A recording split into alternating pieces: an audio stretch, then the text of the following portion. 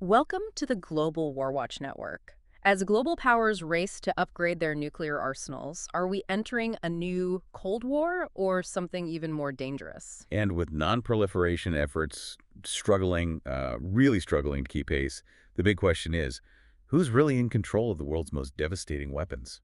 Let's break it down. What does this all mean for global security and where do we go from here? Let's do it. Today, we're embarking on an exploration of the current global nuclear risks. It's a pretty complex picture. It certainly is. We'll examine the unprecedented strain on the international non-proliferation regime and really dig into why there's such an urgent need for concrete action. hmm Our mission is to pull out the most important insights from recent reports, from expert analyses, allowing you to become truly well-informed on this critical subject. Right. Not just the facts, but their implications. Exactly. Understanding not just what's happening, but why it matters. That's the goal. This discussion is designed to, distill those key takeaways from various sources. We want to help you understand not just what is happening in the world of nuclear security, but why it matters. And how it might shape our collective future. Right. Absolutely. We'll try to connect the dots, explore the potential implications for, well, the world we live in now and the one we're heading towards, and hopefully encourage some critical thinking about the path forward as we, navigate these complex challenges together. Okay, let's unpack this then. We should probably start with what many are calling a crisis of legitimacy for the Treaty on the Non-Proliferation of Nuclear Weapons, the NPT. Yeah, the NPT, established way back in 1970. For over half a century, it's been seen as, well, the absolute cornerstone of international security, the main legal barrier against the spread of these weapons. It really has been foundational. But you're right, it's now facing arguably its most profound challenge since it began.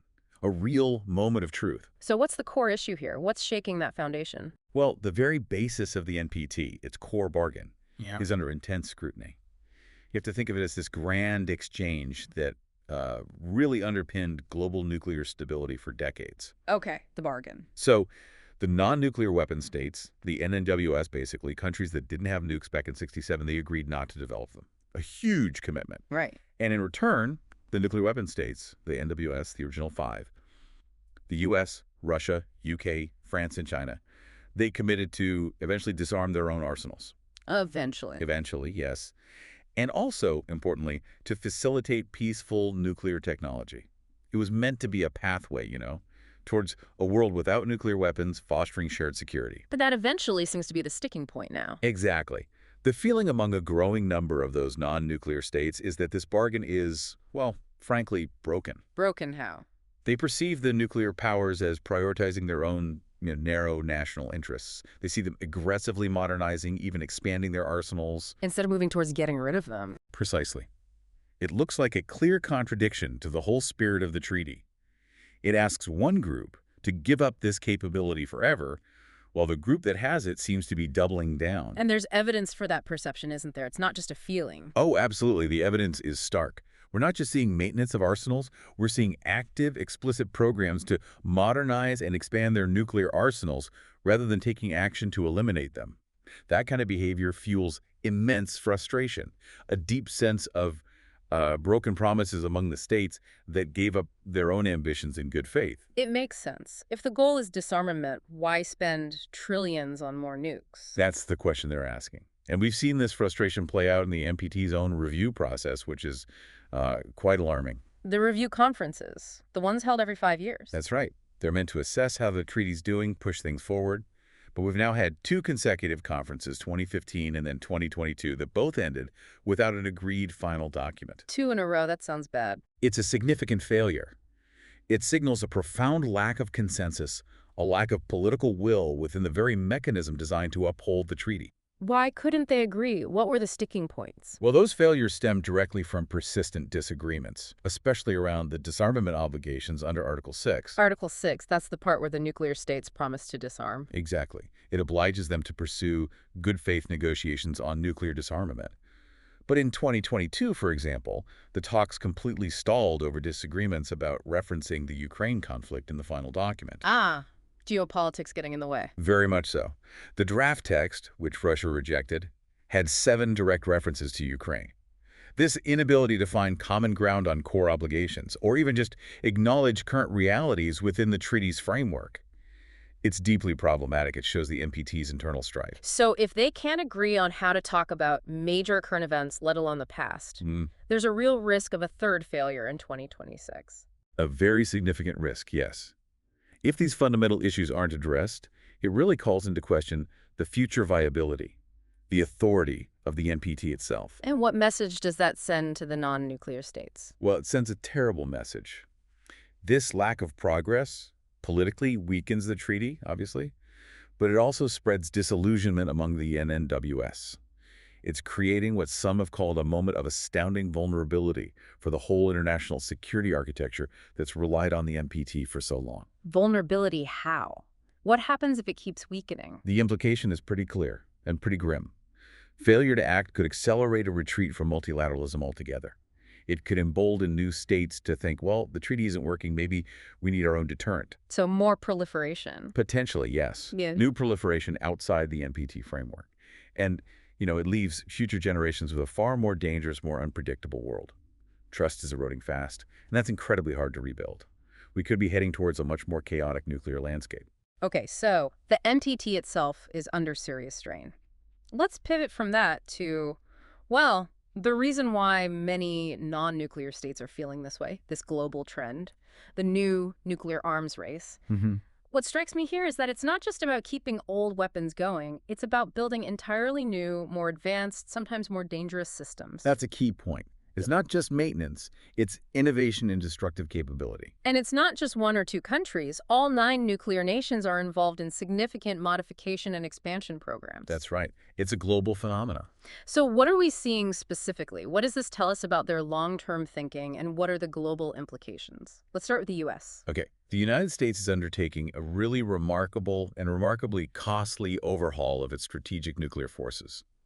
The program aims to replace or upgrade pretty much every component. ICBMs, submarines, bombers, the works. And the price tag. Staggering. The projection is at least $1.5 trillion over their lifetime. That stretches well into the 2040s and beyond. $1.5 trillion. Minimum. That kind of investment, it signals a multi-generational commitment to nuclear weapons, which, directly contradicts the spirit of disarmament of the NPT. It risks locking in a nuclear posture for decades. And these are huge, complex programs. I imagine they're running into problems. They are. Take the land-based missiles, the ICBMs. The U.S. is replacing the old Minuteman III with the new LGM-35A Sentinel. Sentinel, right. But that program has already hit a critical breach of the Nunn-McCurdy Act. That's serious. It happens when costs spiral way out of control. How much out of control? We're talking initial estimates of $85 billion going up to a projected $141 billion just for acquisition. That's a massive jump. Wow. So what does that reach mean practically? It means Congress requires a full reevaluation. It's a huge red flag. Why? For Sentinel, it means this key part of the land-based deterrent is facing immense financial issues, and it's potentially running 2 years behind its 2029 target already. Okay, so the land-based leg is shaky. What about the sea-based deterrent, the submarines? Similar story with delays there.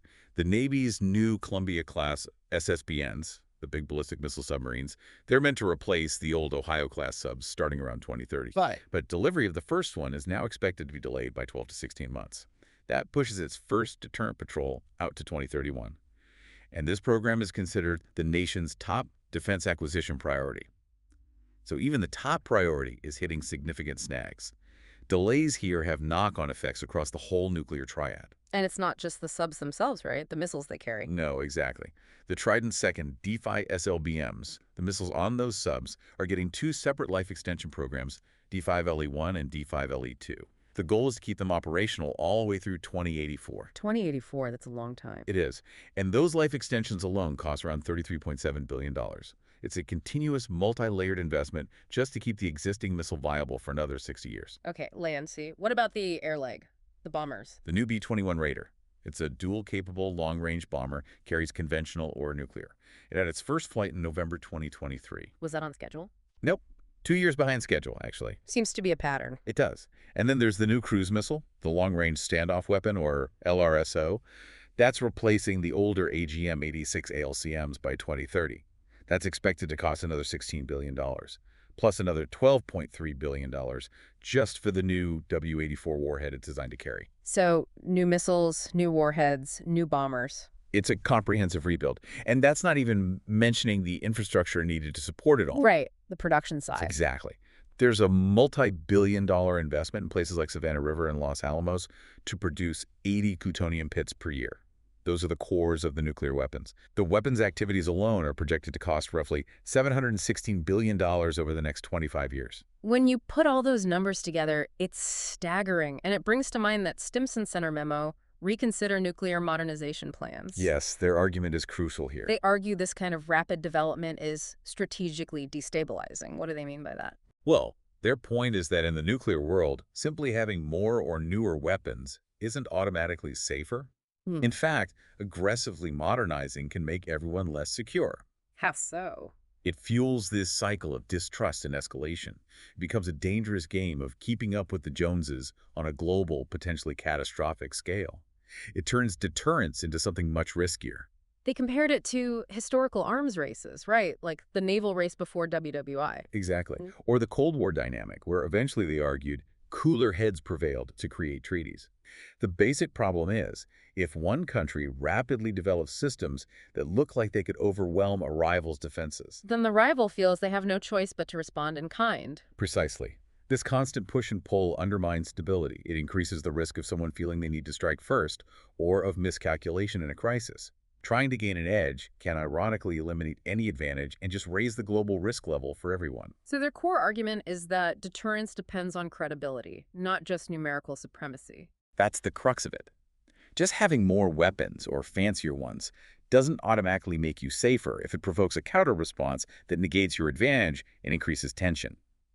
It's about having a reliable, survivable force that guarantees unacceptable retaliation.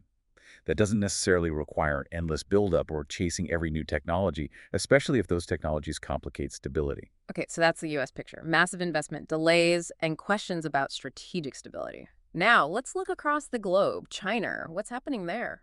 China's rapid nuclear growth is another huge factor in this new arms race dynamic, and it presents, well, a different set of concerns. The Pentagon's assessment as of mid-2024 is that China's arsenal likely exceeds 600 operational nuclear warheads. 600. That's a significant number already. It is, but what's more concerning are the projections. They estimate China will reach over 1,000 operational nuclear warheads by 2030 and keep growing through at least 2035. Over 1,000 by 2030. That's a dramatic expansion. It's truly rapid. It moves China from being a relatively smaller nuclear power towards potentially having an arsenal comparable in size to the US or Russia. That changes the strategic calculus significantly. And it's not just the numbers, right? You mentioned diversification earlier. Exactly. It's also about diversification and acquiring new, highly advanced capabilities. The Pentagon report suggests China is shifting towards a launch-on-warning posture this decade. Launch on warning. That sounds inherently risky. It is incredibly risky. Yeah. It drastically shortens the fuse. If your system thinks it detects an incoming missile, the decision to retaliate has to be made in minutes, maybe seconds. Based on data that might not be perfect. Exactly. Potentially ambiguous data. Yeah. It leaves almost no room for human error, for checking, for de-escalation. It makes a catastrophic miscalculation terrifyingly more plausible. What other capabilities are they developing? Well, they're rapidly expanding their sea-based deterrent. Their new Type 096 SSBN, that's their next-gen nuclear missile submarine, is expected late this decade or early next. So a more robust sea leg. Yes. And they're expanding their mobile ICBMs, which are harder to find and target. They're investing in a space-based early warning system. And they've reportedly deployed the new Dongfeng 27, the DF-27 missile. DF-27, isn't that the one with the hypersonic glide vehicle? That's the one. It reportedly has a hypersonic glide vehicle payload option. So you see this diversification land, sea, air, combined with advanced tech like hypersonics. It dramatically complicates the nuclear landscape. Shortens decision times in a crisis. Makes arms control much harder. All of the above. And what makes this particularly concerning, maybe even dangerous, is China's aversion to transparency. The lack of openness. Yes, and their reluctance to earnestly discuss its nuclear doctrine. This lack of communication contributes hugely to misunderstanding, to mistrust. It stalled any meaningful dialogue with the U.S. until only very recently, November 2023. When nuclear powers aren't talking about these kinds of capabilities, that's not good. It's a recipe for miscalculation. Yes. It's a fundamental obstacle to building any kind of shared stability or even just basic risk reduction measures. Okay, U.S. modernizing, China rapidly expanding. What about Russia? Their nuclear doctrine has been in the headlines, especially with the Ukraine war. Yes, Russia's evolving doctrine, particularly in the context of Ukraine, has sent, well, shockwaves through the international community. Mhm.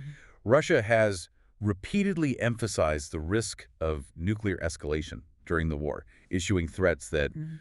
many see as quite thinly veiled. Using nuclear deterrence as a shield for conventional action. That's the interpretation by many analysts, leveraging nuclear deterrence for offensive purposes, effectively shielding their conventional aggression. And they actually updated their official doctrine recently, November 2024. They did. They updated their basic principles of state policy on nuclear deterrence. And the changes are significant. They reflect a more, shall we say, assertive posture. How so? What changed? For one, the conditions for nuclear use have broadened. It used to be primarily about a conventional attack threatening the very existence of the Russian state. Now, it includes critical threats to the sovereignty or territorial integrity of Russia or Belarus. That's a much wider, much more subjective threshold. Leaves a lot more room for interpretation and potentially misjudgment. Including Belarus is a big step. It is. And their launch on warning policy, much like China's move in that direction, has also widened. It now explicitly includes an incoming massive aerospace attack, conventional or nuclear, against Russia. So that could mean bombers, cruise missiles, hypersonics, even drones. Exactly. It covers a much broader range of potential threats. And another really telling change, the updated doctrine removes all references to arms control. Completely gone. Completely gone. It's highly symbolic. It reflects Russia's clear move away from those instruments, like we saw with their suspension of New START participation. It signals a decisive shift away from cooperative arms control frameworks. And there was something about the size of the arsenal, too. Yes, they dropped the phrase minimally sufficient for their arsenal, replacing it with the more ambiguous sufficient level, which, hints at a potential willingness to increase their nuclear numbers if they deem it necessary. So, broader use conditions, wider launch triggers, extending deterrence to Belarus, ditching arms control language, hinting at arsenal increases. That's quite a shift. It really is. And extending deterrence to Belarus explicitly because of the Union state, even though they say nuclear decision-making stays solely with Russia, that further complicates the European security picture significantly. How are experts interpreting these Russian threats and doctrinal shifts? Well, someone like Dr. Ulrich Kuhn argues that the Kremlin is essentially misusing deterrence, leveraging it to shield conventional aggression. This makes it much harder to justify nuclear deterrence purely as a defensive tool, something only meant to prevent existential attacks. I remember seeing a quote about that, something about a broom. Yes, from the Russian expert Alexei Arbatov. He said, "Nuclear deterrence is not a broom with which you can sweep all corners," meaning it's not a tool for solving every geopolitical problem or enabling conventional wars. Is there debate within Russia about these threats? Oh yes, there's definitely an internal Russian debate about the credibility and wisdom of these pronouncements. But importantly, dismissing them entirely from the outside would be a serious mistake for global stability. The world have to take these signals seriously, even if the ultimate intent remains uncertain. So US, China, Russia, all moving in concerning directions. Are the other nuclear powers just standing still? Not entirely. This new nuclear arms race, as we're calling it, really is a pervasive global thing. Other nuclear nations are also modernizing or, in some cases, expanding. Like the UK. Like the UK, yes. In 2021, as part of their big integrated review, they announced a small increase in their warhead ceiling, reversing a long-standing policy of reduction. So it involves every nuclear armed state to some degree. Okay, so this arms race is happening at the top level. How does that connect to instability in different regions? Does one feed the other? Absolutely. The ripple effects extend far beyond the major powers. What's fascinating and deeply worrying is how these regional dynamics feed into the global nuclear picture. Regional instability often acts as a major catalyst for proliferation, undermining existing security arrangements and encouraging further arms races. It's a dangerous feedback loop. Where are we seeing this play out most clearly? The Middle East. The Middle East is a prime example. The unresolved tensions around Iran's nuclear program, especially since the U.S. pulled out of the JCPOA, the nuclear deal, back in 2018, that's been hugely destabilizing. What happened after the U.S. withdrawal? Well, the U.S. reimposed sanctions, and in response, Iran began expanding its enrichment activities, reaching levels up to 60% purity, which is worryingly close to weapons grade. And they restricted access for inspectors. Yes. significantly limited access for the IAEA, the International Atomic Energy Agency.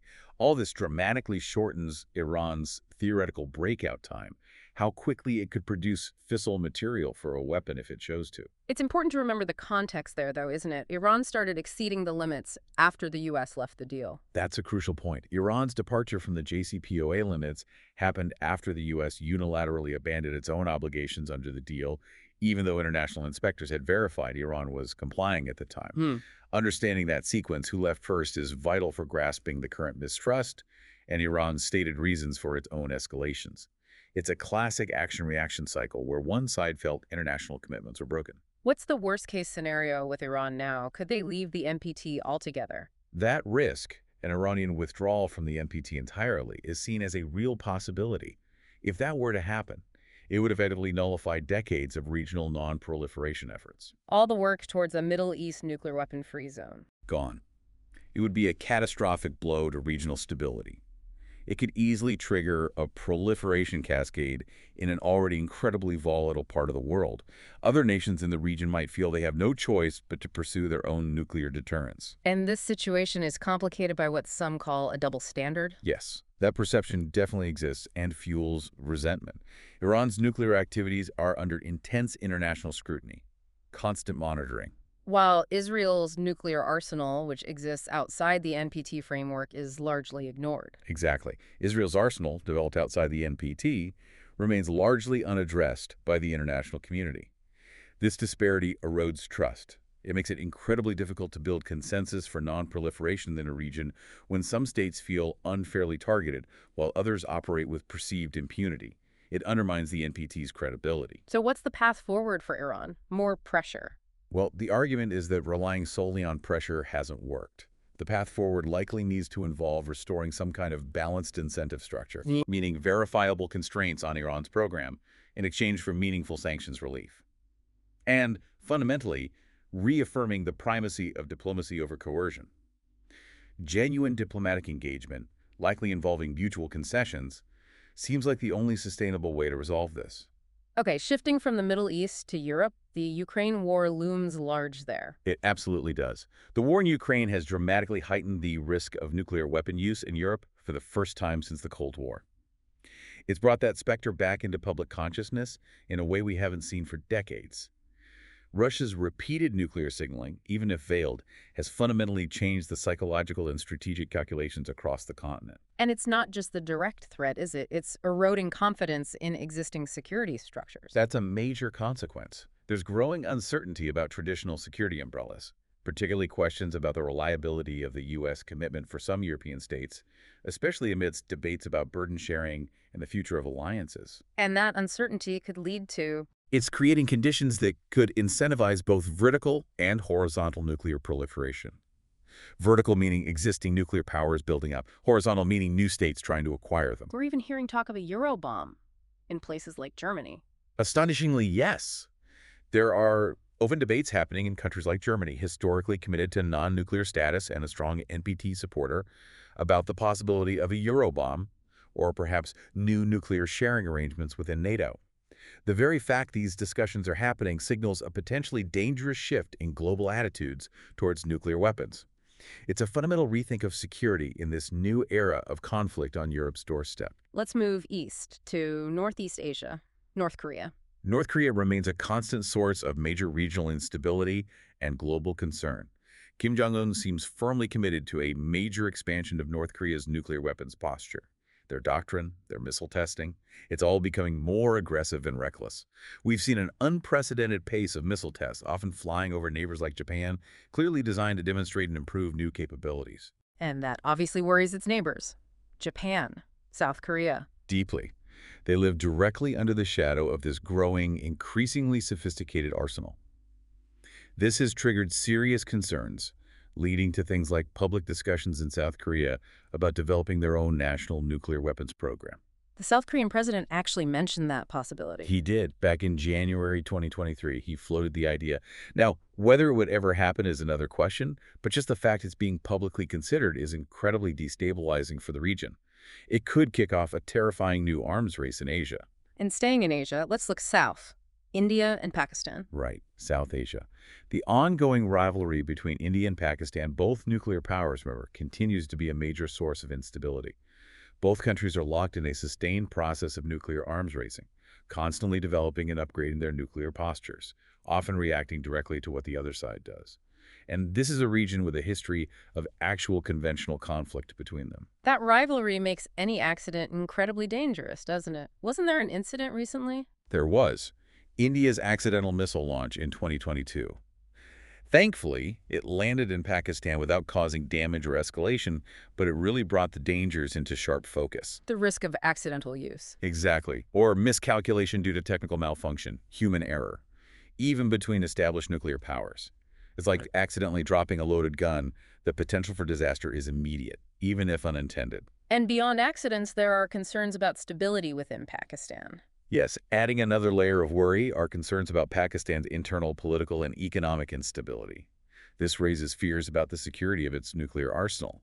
People draw parallels to the loose nukes concerns during the breakup of the Soviet Union.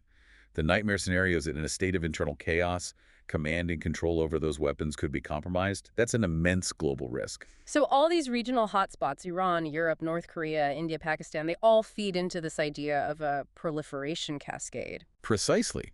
That's the terrifying concept. One country's nuclear pursuit, whether it succeeds or is just perceived to be happening, pressures others in the region to follow suit. It creates a chain reaction, a domino effect, that could rapidly destabilize already fragile regions, creating many more nuclear flashpoints around the globe. Okay, now let's layer another complex issue on top of all this. Technology. Ah, yes, emerging technologies. This is a truly dangerous intersection. We have rapid technological advances meeting nuclear systems, but without adequate rules or legal regimes to manage them. That's the core problem, a concurrent failure to develop adequate legal regimes. We're developing potentially destabilizing technologies much faster than we're developing the frameworks to control them, especially in the nuclear realm. What kinds of technologies are we talking about? Things like highly sophisticated cyber warfare capabilities, Yeah. artificial intelligence, AI, and autonomous weapons systems. How do these interact with nuclear weapons? Well, they can directly target and exploit vulnerabilities in critical nuclear infrastructure. Think about communication networks, command and control systems. So cyber attacks could disrupt nuclear command. Potentially, yes. Or imagine an AI system involved in early warning, misinterpreting ambiguous data. Maybe mistaking a large conventional strike or even a training exercise for an incoming nuclear attack. Or a cyber attack deliberately feeding false information into those systems. It dramatically increases the risk of miscalculation or even an accidental launch by clouding human judgment or, in some scenarios, potentially bypassing it. I know Lewis Dunn has written about this. He sees technology itself as a driver of risk. Yes, he highlights technological change, things like hypersonic weapons, which are incredibly fast and maneuverable, or the potential integration of AI into nuclear decision-making loops as an underlying cause of increased nuclear risk. The sheer speed and complexity these technologies introduce could easily outpace human ability to understand, verify, and respond appropriately in a crisis, leaving less time and more uncertainty when the stakes are highest. This is all deeply concerning. Which brings us back to the treaties meant to manage these risks. We talked about the NPT struggles. What about the other big treaty, the TPNW, the ban treaty? Right, the Treaty on the Prohibition of Nuclear Weapons. The TPNW entered into force in 2021, and it really embodies the growing frustration of many states, particularly non-nuclear states, with the lack of progress on nuclear disarmament under the NPT. It came about because many felt the NPT wasn't delivering on its Article 6 promise, so they created a treaty that simply bans nuclear weapons outright. But the relationship between the NPT and the TPNW isn't straightforward, is it? It's described as contentious. Mildly put, yes. It's very contentious. You're basically two camps. Okay. Some states, especially those that champion the TPNW, see the two treaties as complementary pillars of disarmament. They argue the ban treaty reinforces the NPT's goals by adding that clear legal prohibition. And the other camp, the nuclear powers and their allies. They tend to view the TPNW differently.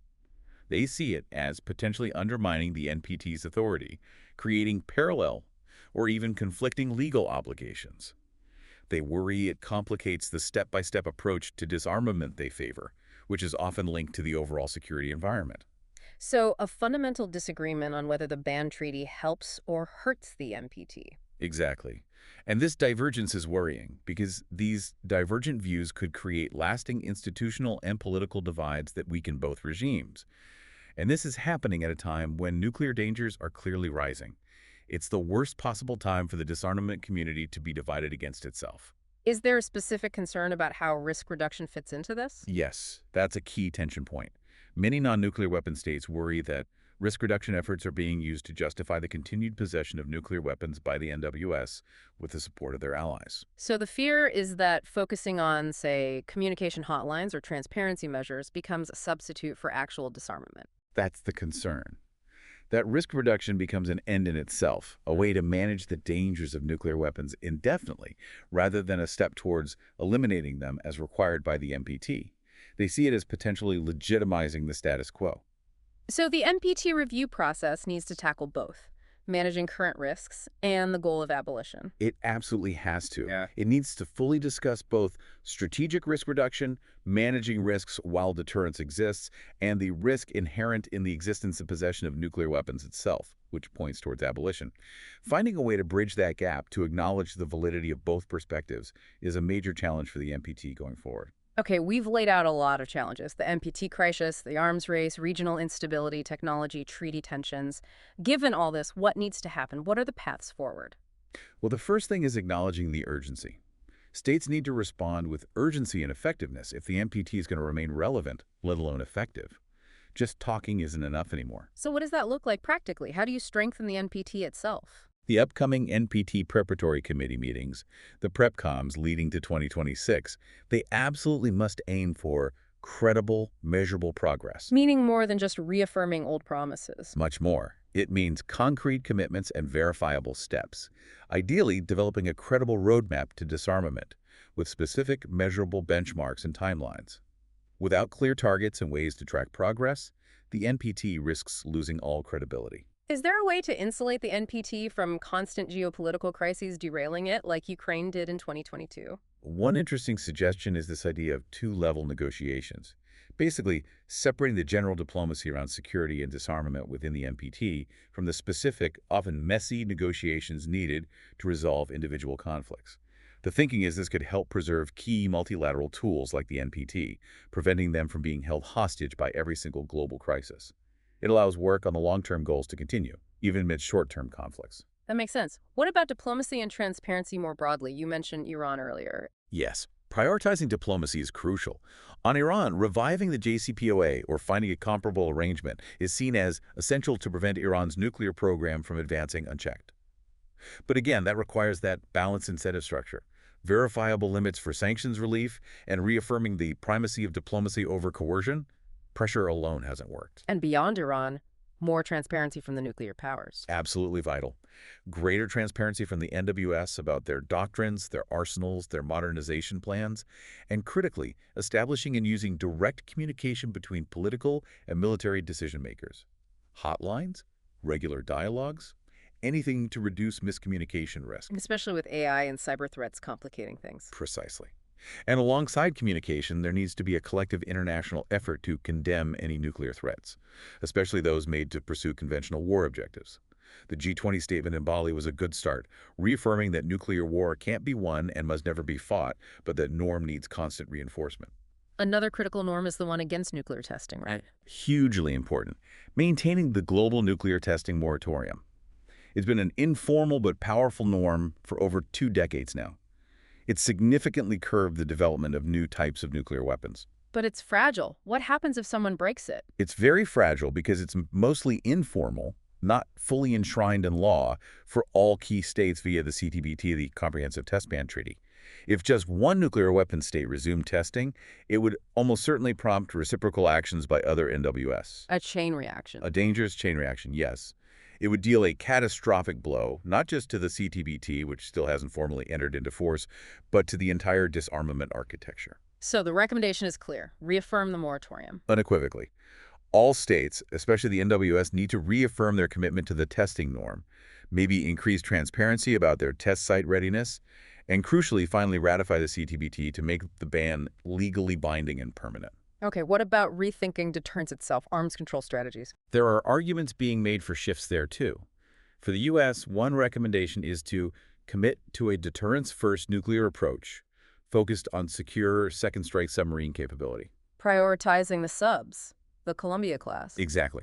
Focusing on the most survivable leg of the triad, the SSBNs.